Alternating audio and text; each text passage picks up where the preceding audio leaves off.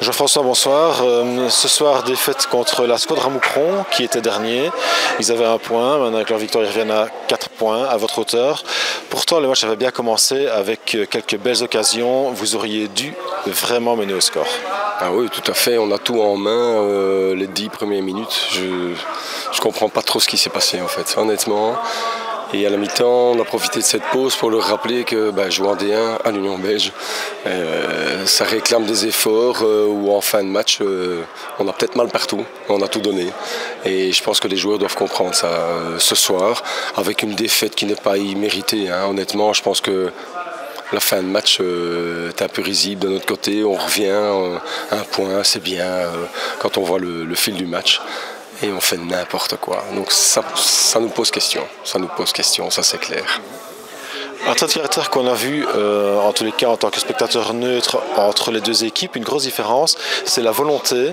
Le Squadra Moucron a montré beaucoup plus d'engagement, beaucoup plus de volonté dans son jeu, alors qu'ils avaient été moins talentueux, alors que Jet a montré un petit peu soit de la suffisance ou alors un manque de caractère tout simplement. Oui, peut-être pas un manque de suffisance, mais c'est vrai qu'il y a quelque chose là. On a peut-être attendu Moucron en se disant voilà, on allait gagner, etc. Certainement pas dans le discours de la direction du staff. Là vraiment, mais je pense qu'il y a quelques joueurs qui se sont dit tiens, aujourd'hui ça sera un peu différent. Et à ce niveau-là, Moucron nous a donné une bonne leçon. Je crois que chez eux, tu parles de moins de talent, je ne suis pas tout à fait d'accord. C'est une équipe qui aurait été à notre portée, mais ils ont été sur tous les ballons, à l'image de Nabil Eliassini, qui est toujours affilié chez nous, qui est prêté à Moucron. Il a mordu sur chaque ballon. Et ça nous a manqué, ça c'est clair que c'est là où le bas blesse aujourd'hui. Situation particulière de Jet, c'est l'absence de coach, de personnes pour réellement donner des directives sur le terrain. Ça a aussi un impact dans la structure du jeu. En fait, on paye peut-être le succès de l'année passée où on s'est dit qu'effectivement, le staff qu'on avait, on pouvait le reconduire. Bon, il y a eu le départ de Miguel da Silva vers Goïc, il était remplacé par Rui Lopez. Puis Rui Lopez est parti pour des raisons qui regardent que nous et que lui. Et donc on a récupéré maintenant Miguel da Silva, mais qui était suspendu pour ce match aussi. Mais on va réfléchir. C'est clair qu'il y a quelque chose et ça saute aux yeux de tout le monde. Mais je crois que le staff aussi sont des types intelligents que j'aime beaucoup, mais ça saute aux yeux qu'il y a un souci, et certainement avec la blessure de Joachim. Il était déjà légèrement blessé, mais malheureusement l'absence du kiné aujourd'hui, on ne peut pas lui jeter la pierre. Tout le monde a pas le droit de partir en vacances. Mais malheureusement a été fatal à Joachim, mais Dario a fait une très bonne deuxième mi-temps, donc on peut vraiment pas. Mais effectivement, du coup, on n'a plus Dario sur le banc. Et si Daniel et Dario sont sur le terrain, ça devient difficile, et certainement en l'absence de Miguel. Mais je pense qu'à un moment, une direction doit prendre le temps de réfléchir et se dire est-ce que cette structure-là peut encore aller au combat dans les prochaines semaines, ou alors est-ce qu'on doit-on décider autre chose.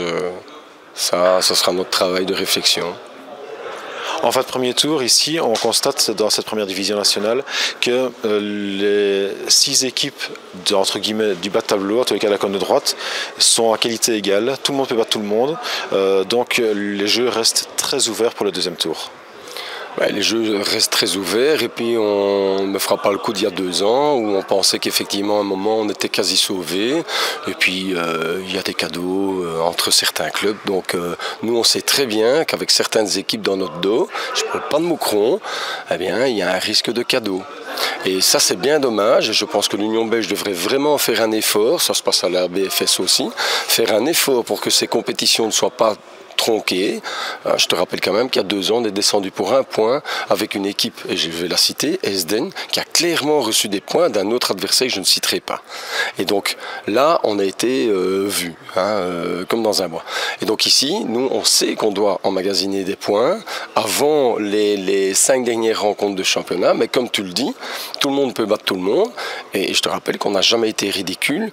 Oui, on a subi une défaite peut-être importante dans les chiffres face à Charleroi ou face à Goïc, mais on n'a pas été ridicule dans le jeu. Les entraîneurs ont chaque fois souligné la qualité du jeu. Mais aujourd'hui, ce qui est impardonnable, c'est comme tu le dis et tu le soulignes, et je trouve ça tout à fait, c'est une analyse pointue, il y a un problème, c'est au niveau de l'engagement. En deuxième mi-temps, ça a été mieux, mais ces gars-là, s'ils jouent pour ce maillot-ci, il n'y a pas de secret, hein. On doit se battre de la première à la dernière minute du jeu. On ne remplit pas ce contrat-là, on va voir ailleurs. Je pense qu'il y a suffisamment d'équipes à Bruxelles. Donc voilà. Une autre avancée pour Jet, mais également pour tous les clubs de première division de l'Union belge, c'est l'arrivée de BetCenter comme sponsor principal. En parallèle avec la Jupiler League en football, BetCenter League devient l'appellation officielle du championnat de première nationale de futsal. Oui, avec des retransmissions en direct, ça c'est déjà le cas depuis le début de la saison. Nous on a un problème ici de Wi-Fi, ça sera réglé pour la fin janvier. Et donc on espère aussi avoir des rencontres en direct. Bon, on a votre partenariat qui peut continuer en parallèle, c'est vraiment pas un souci. Et on remercie d'ailleurs Bell Media d'être présent à nos côtés. Mais il est clair que le club va de l'avant. Au niveau de sa structure, on va renforcer cette structure, on va aussi essayer de dissocier un peu les rôles parce que pour l'instant, Germain et moi et Stitou, on fait quand même pas mal de choses, donc on doit travailler au niveau de la structure du club. Mais au niveau des joueurs, c'est ou bien ils suivent le mouvement, ou bien ils s'en vont, hein. Je veux dire, moi, je vais pas faire, entre guillemets, de sentiments.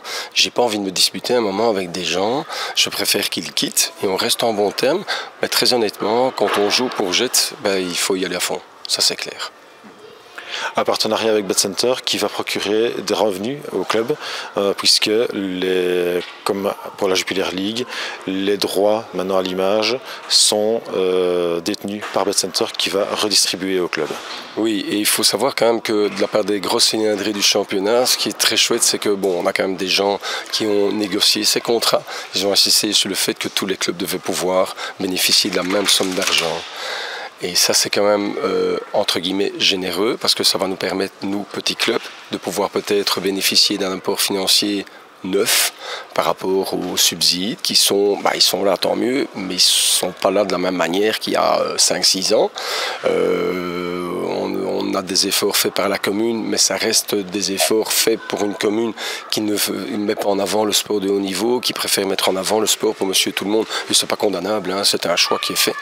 On a nos partenaires privés, mais on ne peut pas non plus leur demander de mettre encore plus d'argent. Quand on voit le nombre de personnes, ça tourne autour de 200, 300 personnes, pas plus pour l'instant, donc on ne peut pas leur demander plus. Mais il est clair que si on a des revenus grâce à la BetCenter League, tant mieux, hein. Et bon, là, il y a un contrat de 3 ans qui a été signé, avec vraiment une vue très, le développement, ça, je laisse aux responsables de la BetCenter League d'avancer un moment leur projet dans les médias pour l'expliquer, mais franchement, ça vaut la peine, hein. On va peut-être un moment avoir un championnat qui va attirer davantage de monde et pas seulement les amateurs de futsal. C'est un peu ce que je regrette, il y a peu de spectateurs neutres, en fait, dans les salles. Beaucoup viennent parce qu'ils accompagnent, ils ont des amis dans l'équipe, etc. Puis où ils connaissent des gens, des dirigeants. Mais au-delà de ça, il n'y a pas de spectateurs comme ça neutres, comme tu les trouves dans le football. Ils sont attachés à leur club, c'est tout. On a ça, mais pas de manière suffisante. Et on espère effectivement faire grandir ce club. Non, ça demande pas mal d'énergie, il faut quand même le reconnaître. Le futsal est donc en train de devenir un véritable produit marketing, comme en France par exemple, où les clubs de DA sont obligés par la fédération d'avoir une cellule marketing. Oui, et ça, très clairement, le futsal en Belgique, à l'exception de quelques clubs, tourne autour de quelques personnes, hein. Dans chaque club, c'est quelques personnes, des chevilles ouvrières qui travaillent. Et par exemple, par rapport à ça, c'est pas mon domaine de compétence. Alors, le trésorier du club, Germain de Bellard, c'est davantage ses compétences, mais il n'est pas spécialiste dans le marketing. C'est un fiscaliste, donc un comptable fiscaliste. On doit créer cette cellule. On y travaille, hein. Mais le problème, c'est que pour l'instant, il y a effectivement plusieurs endroits où il faut travailler et c'est pas toujours simple aussi d'amener tout le monde à comprendre que le club de Bon Papa tel qu'il était géré autrefois c'est terminé, c'est fini. J'en discutais encore avec le dirigeant de Black Eagles Anderlecht qui regrettait le départ de son joueur vers notre club, même s'il l'a accepté, en disant mais il n'y a plus moyen d'avoir un noyau stable sur la saison. Non, c'est fini, ça c'est clair, c'est fini. On a des arrivées de joueurs en cours de saison, des départs, etc. Nous, je pense que si on avait pu compter sur un N6 aujourd'hui, je pense que le score aurait été différent, mais il est parti. Et on ne peut pas le retenir. Ça n'entre pas dans notre conception des choses.